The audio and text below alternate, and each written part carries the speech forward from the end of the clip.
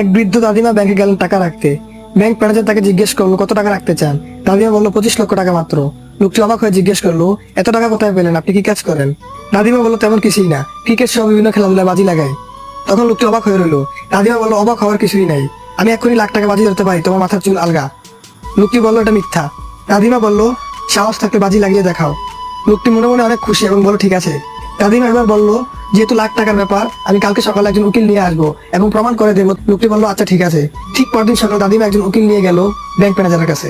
Bank manager বললো দাদিমা এবার প্রমাণ করে দেখান। দাদিমা বললো প্রমাণ করার জন্য আপনার চুল ধরে আমার টানতে হবে।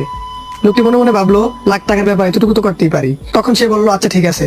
দাদিমা তার চুল ধরে টান দিতেই উকিল বাবু দেয়ালে মাথা ঠুকতে লাগলেন। তখন ব্যাংকের ম্যানেজার অবাক হয়ে জিজ্ঞেস করলেন কি হলো উকিল বাবু, আপনি মাথা ঠুকছেন কেন? তখন দাদিমা হাসতে হাসতে বললেন কাল সকালে ওর সাথে 5 লক্ষ টাকার বাজি লাগিয়েছিলাম যে দেশের সবচেয়ে বড় ব্যাংক ম্যানেজারের চুল ধরে টানবো। ব্যাংক ম্যানেজারের মাথায় হাত।